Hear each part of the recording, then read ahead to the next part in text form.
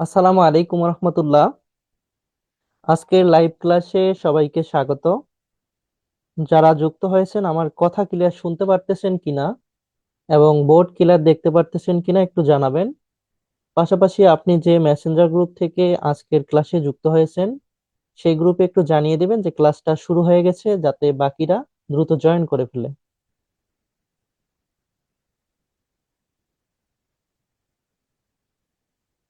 Class চলাকালীন সবাই আপনাদের যে মাইক্রোফোন আছে মাইক্রোফোনটা অফ করে রাখবেন। আর আমি যখন আপনাদেরকে প্রশ্ন করার সুযোগ দিব বা জিজ্ঞেস করব যে কারো কোনো প্রশ্ন আছে কিনা, তখন আপনারা মাইক আনমিউট করে প্রশ্ন করবেন। আচ্ছা, তো আজকের এই ক্লাসটা মূলত সমাজবিজ্ঞান দ্বিতীয় বর্ষের জন্য, পাশাপাশি যাদের পরিসংখ্যান আছে তাদের সকলের জন্য আজকের ক্লাসটা গুরুত্বপূর্ণ হতে যাচ্ছে। সমাজবিজ্ঞান দ্বিতীয় বর্ষের পরীক্ষার রুটিন প্রকাশ হয়েছে। সেই রুটিন অনুযায়ী জানুয়ারি মাসের 12 তারিখে আপনাদের সামাজিক পরিসংখ্যান বইয়ের পরীক্ষা হবে। যেহেতু আপনাদের এটা একটা গাণিতিক সাবজেক্ট, সো এই বিষয়টা একটু কঠিন লাগবে, তবে এখানকার অঙ্কগুলো খুবই সহজ। এগুলো একটু জাস্ট বুঝে বুঝে করলেই এই বইয়ের অঙ্কগুলো সহজেই করা যায়। আর অঙ্ক থাকার কারণে এই অধ্যায়ে সহজেই এ প্লাস পাওয়া মানে খুবই সহজ হয়ে থাকে। তো আপনারা তো অঙ্ক করেনই না, যে কারণে দেখা যায় যে পরীক্ষায় এ প্লাস তো দূরের কথা, অনেক সময় ফেল আসে। তো আমি সাধারণত আমার লেকচার শিট থেকে আপনাদেরকে অঙ্কগুলো করাই। লেকচার শিটে খুবই অল্প পরিমাণ কিছু অঙ্ক দেওয়া থাকে, সেখান থেকে অঙ্কগুলো করলে বইয়ের যে শত শত অঙ্ক আছে সব অঙ্কগুলো সমাধান করা যায়। তো আমরা লেকচার শিটটা দেখবো। প্রথমে লেকচার শিটে কি কি অঙ্ক আছে।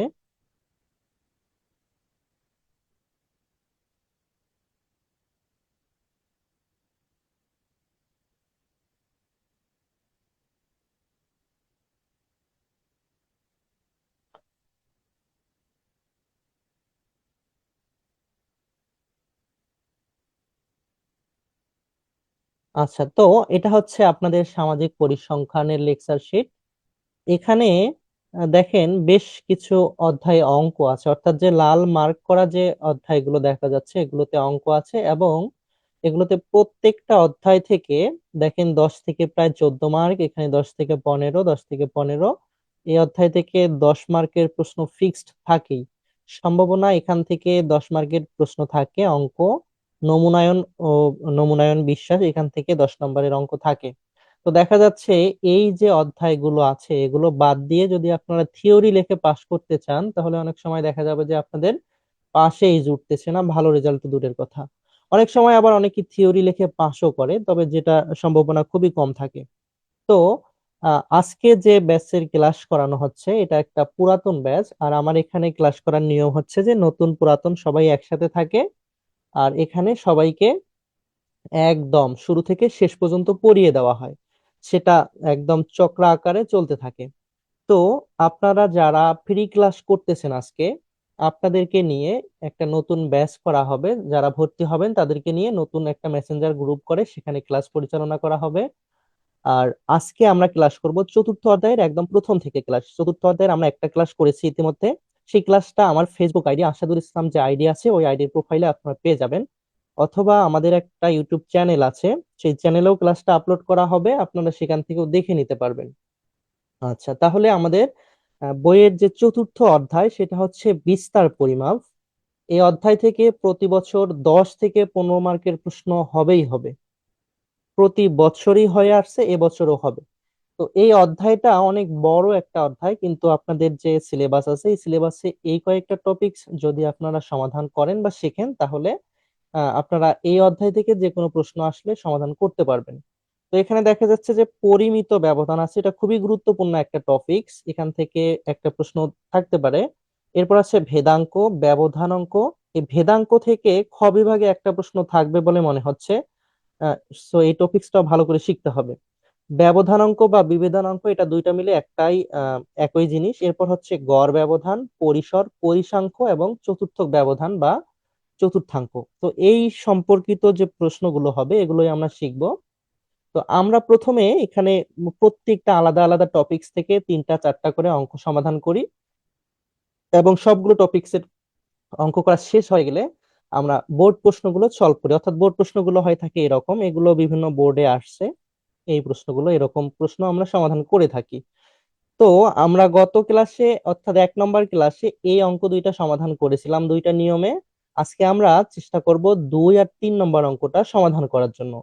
তো আপনারা একটু মনোযোগ দিয়ে দেখেন, মনোযোগ দিয়ে দেখলেই আপনারা এই অঙ্কগুলো সমাধান করতে পারবেন। আমরা প্রথমে 3 নম্বর অঙ্কটা সমাধান করব। আচ্ছা, 2 নম্বর অঙ্কটাই সমাধান করি। প্রথমে দেখেন, তো 2 নম্বর অঙ্কে বলা আছে নিচের সারণী হতে পরিমিত ব্যবধান নির্ণয় করো।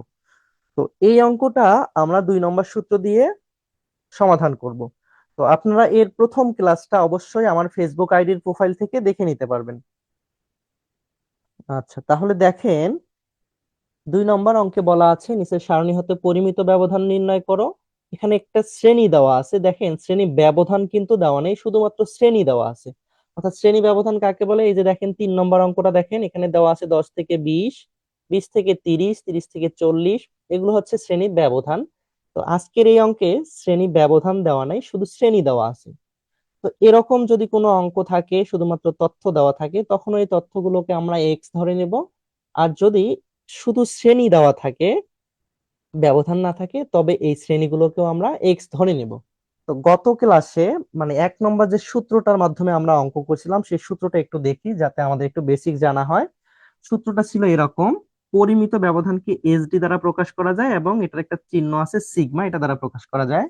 তো এর সূত্রটা ছিল এরকম: root over summation of d square divided n minus summation of d by N whole square. এইটা ছিল আমাদের গত ক্লাসের সূত্র। তো গত ক্লাসের সূত্র এটা ছিল, এটা হচ্ছে শুধু তথ্য দেওয়া যখন থাকবে, যেমন এই যে 1 নম্বর অঙ্কে দেওয়া আছে শুধু তথ্য, অথবা যে অঙ্কটা দেওয়া আছে এখানেও দেওয়া আছে শুধু তথ্য।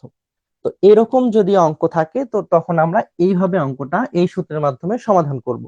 কিন্তু 2 নম্বর অঙ্কে দেখেন এখানে তথ্য তো দেওয়াই আছে, এর সাথে আবার গণসংখ্যা দেওয়া আছে। তো তথ্য থেকে আমরা তো ডি এর মান বের করে অঙ্কটা সমাধান করব। তো যেহেতু এই অঙ্কে তথ্যের পাশাপাশি গণসংখ্যাও দেওয়া আছে, তো সূত্রে আমাদের একটু পরিবর্তন আসবে। তো সূত্রে পরিবর্তনটা হবে, দেখেন গণসংখ্যাকে এফ দ্বারা প্রকাশ করে, অর্থাৎ গণসংখ্যাকে ফ্রিকোয়েন্সি বলে, যাকে এফ দ্বারা প্রকাশ করা হয়। তো 2 নম্বর অঙ্কে অতিরিক্ত হিসাবে আমাদের এফ আছে, কাজেই আমরা সূত্রের মধ্যে এফটাকে একটু ঢুকাইয়ে দেব। তো দেখেন তাহলে হবে এরকম: সামেশন অফ, এখানে ডি স্কোয়ার ছিল থাকুক, এখানে হবে এফ, তার মানে এফ আর ডি গুণ অবস্থায় থাকবে, নিচের অংশ ঠিকই থাকবে, বিয়োগ এখানে সামেশন অফ ডি আছে, এর সাথে আমরা এফ কে গুণ করে দেব, দিয়ে আচ্ছা এখানে হচ্ছে এন, এবার এটাকে স্কোয়ার করে দেব। তো আজকের এই অঙ্কটা আমরা সমাধান করব এই সূত্রের মাধ্যমে। ওকে, তো সূত্র থেকে আমরা এখন সারণীটা অঙ্কন করব। তো সারণী অঙ্কন করার জন্য আমাদেরকে উপরে লিখতে হবে, এখানে যে অঙ্কের নাম্বারটা দেব আমরা লিখব পরিমিত ব্যবধান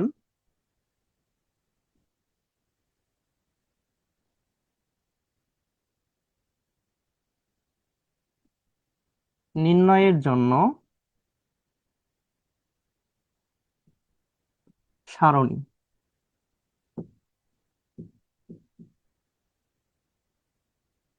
আচ্ছা, তাহলে দেখেন এই যে পরিমিত ব্যবধান নির্ণয়ের জন্য যে আমরা সারণীটা অঙ্কন করব, তো সেই সারণীটা হবে আমাদের সূত্র থেকে। তো সূত্রের যে মেইন টপিক সেটা হচ্ছে summation of F D square, আর হচ্ছে এন, আর একটা হচ্ছে summation of F D by N whole square. আচ্ছা, এখন আমাদের যে প্রয়োজন সেটা হচ্ছে ডি এফ আর ডি স্কোয়ার এর মান বের করা।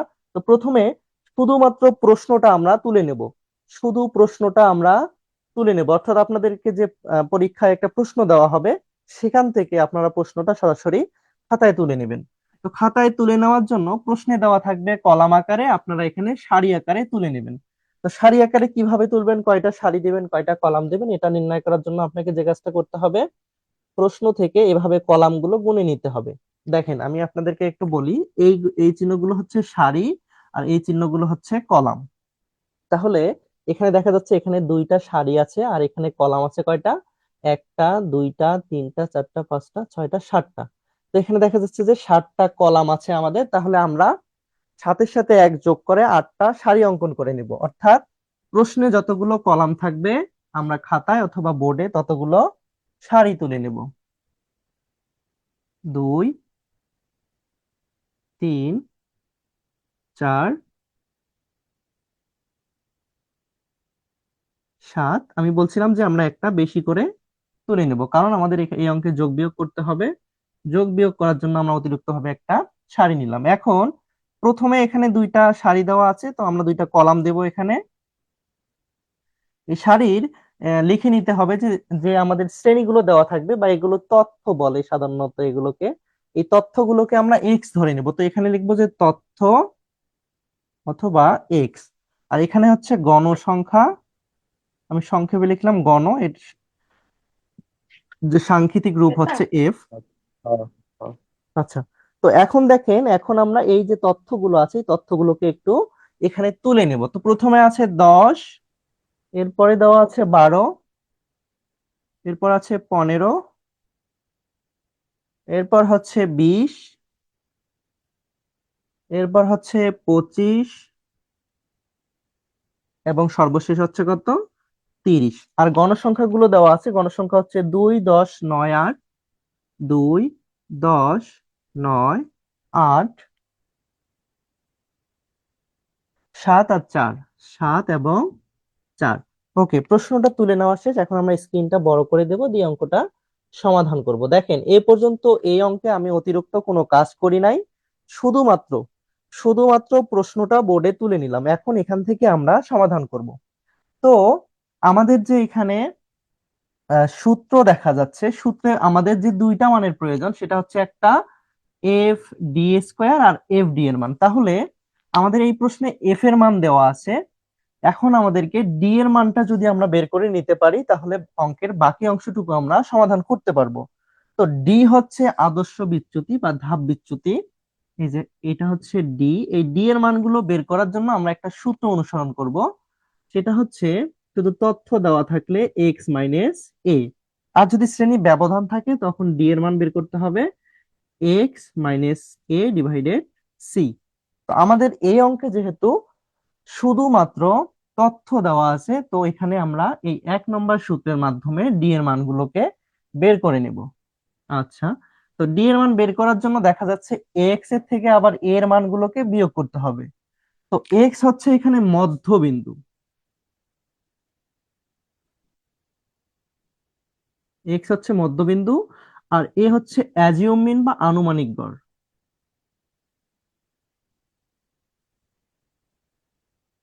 আনুমানিক গড়। এখন এর মানটা আপনি কিভাবে বের করবেন? এই এর মানটা বের করতে হবে এক্স এর মান থেকে।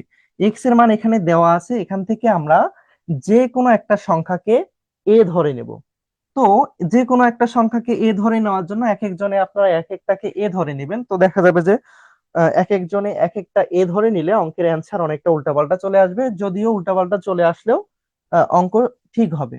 তো এখানে আপনারা এর মান ধরে নেওয়ার জন্য যে কাজটা করবেন, এখান থেকে মাঝামাঝি যে সংখ্যাটা আছে সেটাকে আপনি এ ধরে নেবেন। তো মাঝামাঝি সংখ্যাটা বের করার জন্য এই মানগুলোকে একটু গুণে নেবেন, 1, 2, 3, 4, 5, 6। যেমন 6টা আছে সংখ্যা এখানে, এই সংখ্যাকে আপনি 2 ভাগ করবেন। তো 2 ভাগ করলে আমাদের অ্যান্সার বের হবে কত, 3। তাহলে উপর থেকে গণবেন 1, 2, 3, এই 3 নম্বর সংখ্যাটাকে আপনি এ ধরে নেবেন। আপনি যদি চান এখানে যে কোনো একটা সংখ্যাকে এ ধরে নিয়ে অঙ্ক করতে পারবেন, তবে অঙ্ক করার সুবিধার্থে আপনি এখান থেকে গুণে সমান 2 ভাগ করে মাঝের সংখ্যাটাকে এ ধরে নেবেন।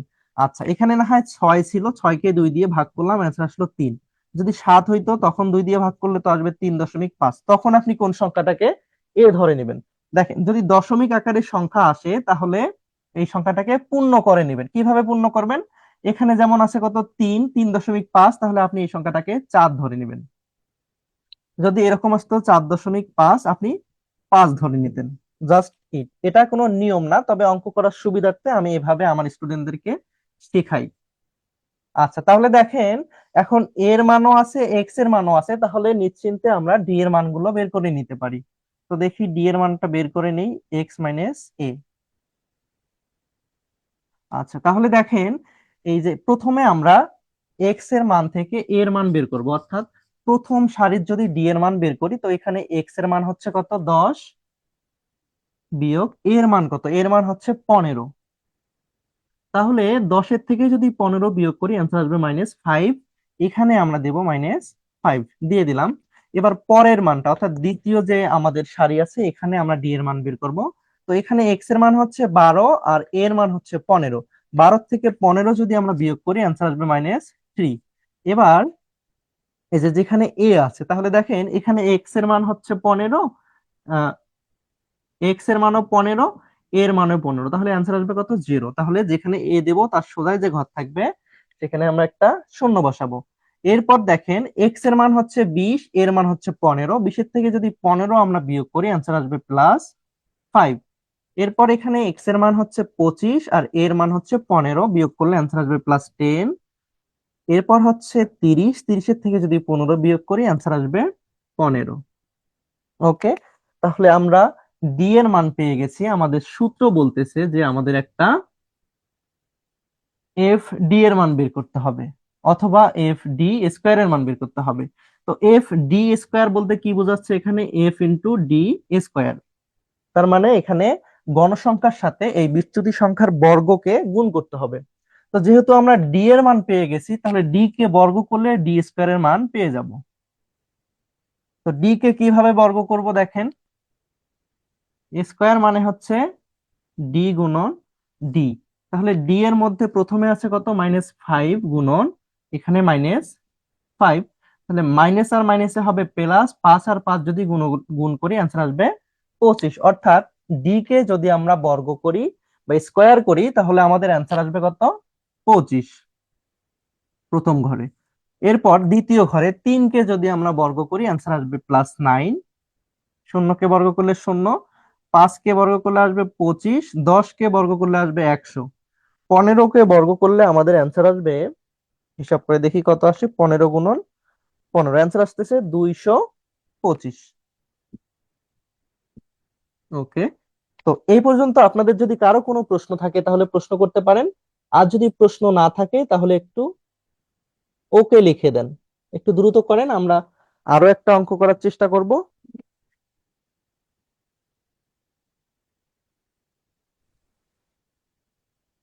ওকে,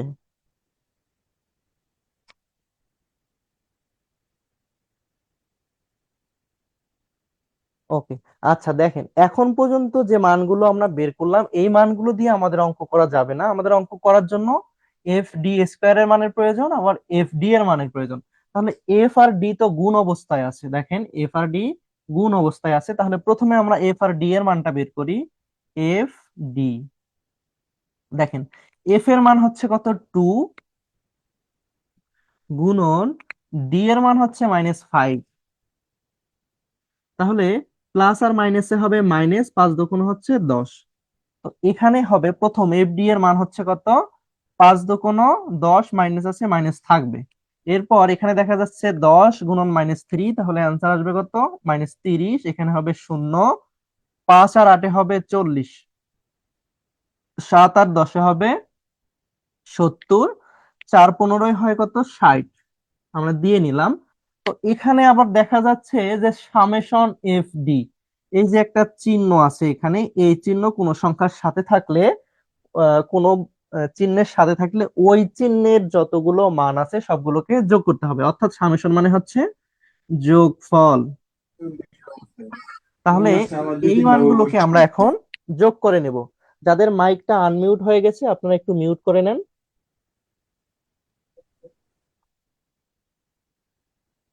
ওকে,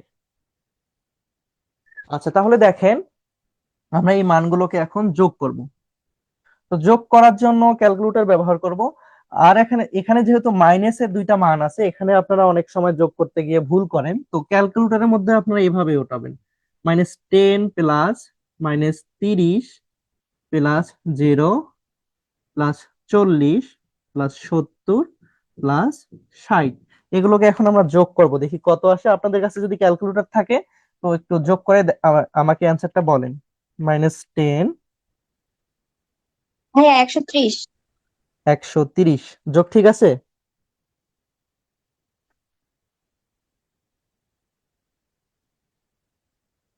জি ভাইয়া, তারপর আপনি দেখেন।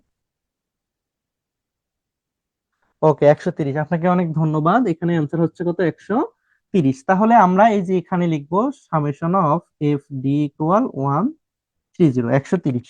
আচ্ছা, এবার পরের অংশের মানটা হিসাব করব আমরা, অর্থাৎ আমাদের সূত্রে দেখা যাচ্ছে এফ ডি স্কোয়ার আছে, তার মানে এবার হবে এফ ইন্টু ডি স্কোয়ার। তাহলে দেখেন এফ এর মান প্রথমে আছে কত, 2 গুণন ডি স্কোয়ারের মান হচ্ছে 25। তাহলে 25 গুণন 2 কত হবে, 50। আমরা এখানে লিখবো 50। এরপরে হচ্ছে এফ এর মান হচ্ছে 10 গুণন ডি স্কোয়ারের মান হচ্ছে 9। তাহলে 9 10 হবে 90। আমরা একইভাবে সবগুলো মান বের করে নিব। 90 এখানে হচ্ছে কত, 9, ডি স্কোয়ারের মান 0, তাহলে 0 হবে 8। আর এখানে হচ্ছে 25, 8 25 সম্ভবত 25 গুণন 8, অ্যান্সার আসে 200। এরপরে হচ্ছে কত, ডি স্কোয়ারের মান 100 আর এফ এর মান হচ্ছে 7, 7 100 আসে 700। এবার হচ্ছে এফ এর মান 4 আর এফ ডি এর মান, সরি, এফ এর মান হচ্ছে 4 আর ডি স্কোয়ারের মান হচ্ছে 255। 255 গুণন 4, এখানে অ্যান্সার আসবে 1020। আচ্ছা, এখন এর সামনেও সামেশন আছে, তার মানে এই মানগুলোকেও আমাদেরকে যোগ করে নিতে হবে। তো এই মানগুলোকে আমরা যোগ করে নেই সবগুলোকে। ক্যালকুলেটর আছে যার কাছে, আপনি একটু যোগ করে বলেন তো কত আসে। 1020 ভাইয়া যোগ, এখন যে লিখছেন আপনি 1020, ওইটা তো 4 দিয়ে 255 কে 225 কে গুণ করলে হয় 900। আপনি যে 255 লিখছেন দেওয়া আছে দুইশো এখানে। পঞ্চান্ন 255 গুণন 4, তাহলে তো 1020ই আসতেছে।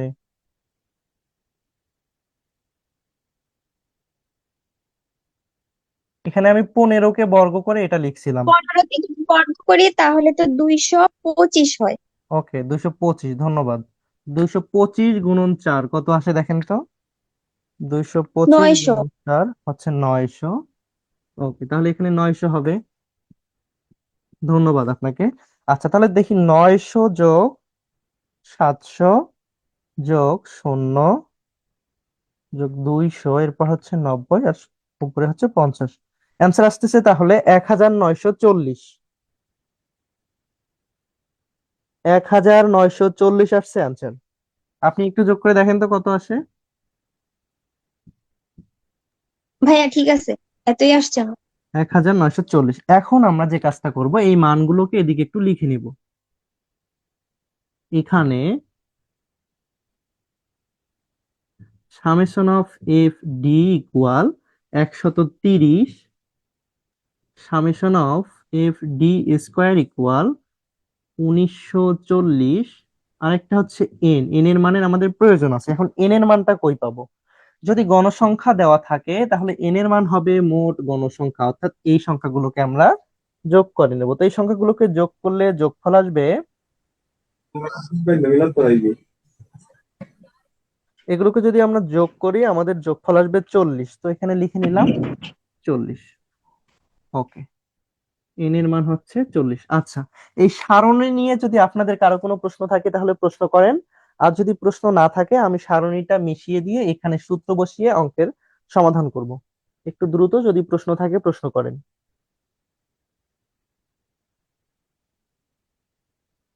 প্রশ্ন না থাকলে ওকে লিখে দেন। ভাইয়া আমার একটা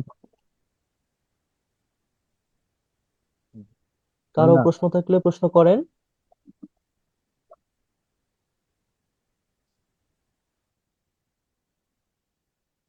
কারো প্রশ্ন থাকলে প্রশ্ন করতে পারবেন। ভাইয়া আমার একটা প্রশ্ন আছে। জি, প্রশ্ন বলেন। ভাইয়া এখানে ডি এর মানে 5 আছে না, 5 - 5। জি, তো এখানে ডি স্কোয়ার এর মান হচ্ছে 25, 5 × 5 = 25। তো এই ওখানে মাইনাস হবে না? আপনি এফ ডি এ মাইনাস দিচ্ছেন না, 10 এর জায়গায় ওখানে মাইনাস, আগে মাইনাস হয়েছে। তো এই এখানে 25-এর আগে কি মাইনাস হবে না ভাইয়া? না, 25-এর আগে তো মাইনাস হবে না, আমি তো বুঝাই দিছিলাম ওইটা। দেখেন, ডি স্কোয়ার মানে বলছিলাম ডি গুণন ডি। তাহলে এখানে আমাদের ডি এর মান হচ্ছে -5, তাই না? দেখেন, -5 গুণন -5, আচ্ছা এই ভাইয়া যে ঠিক আছে, মাইনাস আর বুঝছি। এই মাইনাস মিলে হবে প্লাস, 5 আর 5 মিলে হবে 25। আচ্ছা ঠিক আছে ভাই।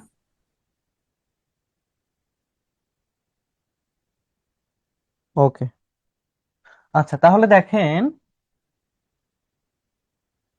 এখন এখন আমি এই সারণীটা মিশিয়ে দিচ্ছি। আমাদের এই সারণীতে আর কোনো কাজ নেই, এখন আমরা অঙ্ক সমাধান করব সূত্রের মাধ্যমে। আমাদের সূত্রটা ছিল এরকম, আমরা জানি, এভাবে লিখবেন, আমরা জানি পরিমিত ব্যবধান,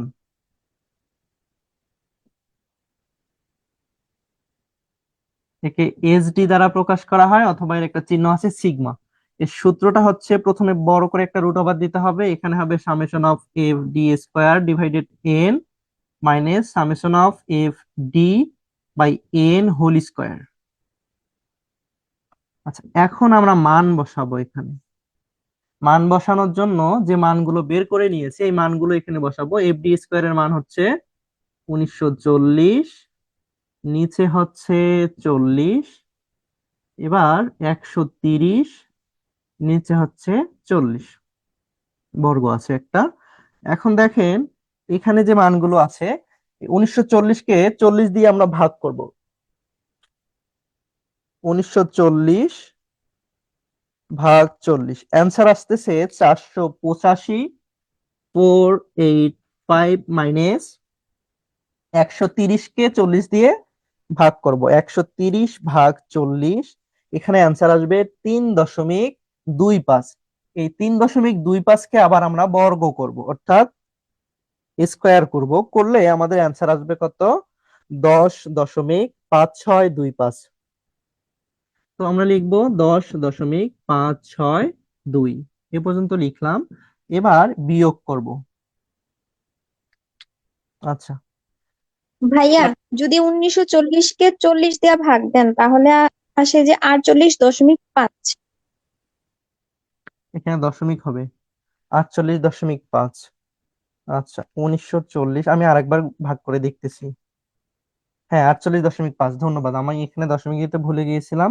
আচ্ছা, তাহলে দেখেন, এখন এই সংখ্যা থেকে আমরা এটাকে বিয়োগ করব। 48.5 বিয়োগ 10.562, এখন আমাদের অ্যান্সার আসতেছে 37.938। এই সংখ্যাকে এখন আবার আমরা বর্গমূল করব, অর্থাৎ রুট করব। তো প্রথমে দেব রুট, তারপর 37.938 দেব, দিয়ে সমান চিহ্ন চাপ দেবো, অ্যান্সার আসবে 6.159। তাহলে অ্যান্সার হচ্ছে 6.159। অতএব নির্ণয়ে পরিমিত ব্যবধান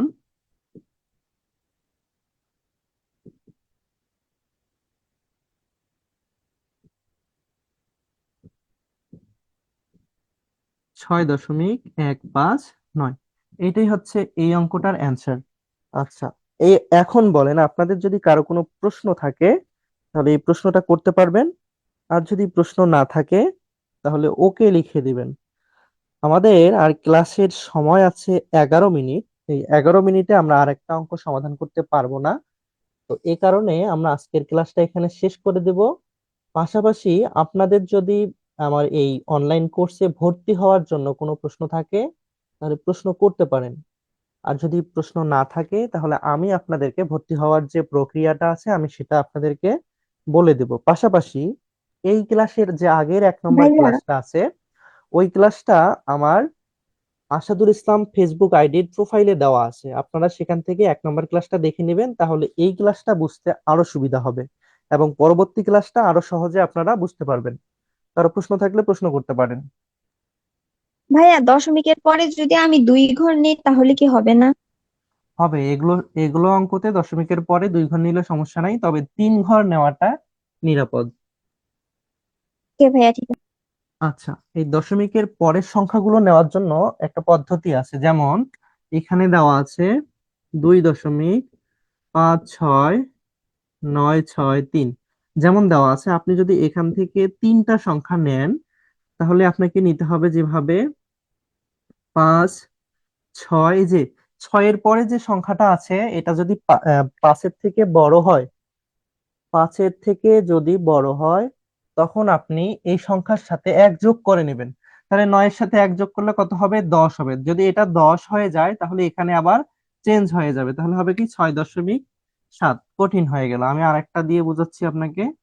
5 6 6 6 যেমন দেওয়া আছে এটা, এখান থেকে যদি আপনি 3 ঘর নেন বা 2 ঘর নেন, তাহলে আপনাকে যে কাজটা করতে হবে, 2.5 এটা নিলেন। এর পরের সংখ্যা যদি 5-এর থেকে বড় হয়, তাহলে আপনাকে এই সংখ্যার সাথে 1 যোগ করে নিতে হবে। তাহলে হবে কি, 6-এর সাথে 1 যোগ করে নিলে হবে 7। এভাবে দশমিকের পরের সংখ্যাগুলো নিতে হবে। আর যেহেতু এগুলো ফিনান্স এন্ড ব্যাংকিং এর অঙ্ক না, অথবা এনটি লগ এর অঙ্ক না, তো এক্ষেত্রে আপনি যদি দশমিকের পর 2 সংখ্যা এমনি নিয়ে রাখেন, সমস্যা নেই। আচ্ছা, এখন আমি পরীক্ষার্থীদের জন্য নতুন একটা ব্যাচ চালু করতে যাচ্ছি। এই ব্যাচে ভর্তি হওয়ার জন্য আপনাকে ভর্তি হতে 510 টাকা পেমেন্ট করতে হবে। এটা হচ্ছে বিকাশে সেন্ড মানি করতে হবে, বিকাশ করতে হবে। আর আমার বিকাশ নাম্বার হচ্ছে এবং কন্ট্যাক্ট নাম্বার হচ্ছে এটা, 017 0182335717 এই নাম্বারের মধ্যে টাকা পাঠিয়ে আপনি যদি আমাকে হোয়াটসঅ্যাপে অথবা মেসেঞ্জার গ্রুপে তার স্ক্রিনশট দিয়ে দেন, তাহলে আমি আপনাকে সিক্রেট মেসেঞ্জার গ্রুপে এবং সিক্রেট যে ফেসবুক গ্রুপ আছে যেখানে সবগুলো রেকর্ড ক্লাস পাবেন, আমি সেই গ্রুপে যুক্ত করিয়ে দেব। পাশাপাশি আপনাদের সমাজবিজ্ঞান দ্বিতীয় বর্ষের যে কয়টা বই আছে তার মোটামুটি কমনযোগ্য একটা সাজেশন আমি প্রদান করব। আপনারা যারা ভালোভাবে বই পড়ছেন তাদের জন্য ওই সাজেশনটা খুবই উপকৃত হবে, এবং সাজেশন থেকে মোটামুটি 80% প্রশ্ন কমন পাবেন বলে আশা করি। অর্থাৎ 510 টাকা দিয়ে যদি আপনি ভর্তি হন, তাহলে সব বিষয়ের সাজেশন সহ পরিসংখ্যানের সম্পূর্ণ কোর্স করার সুযোগ পাবেন। সবাই ভালো থাকবেন।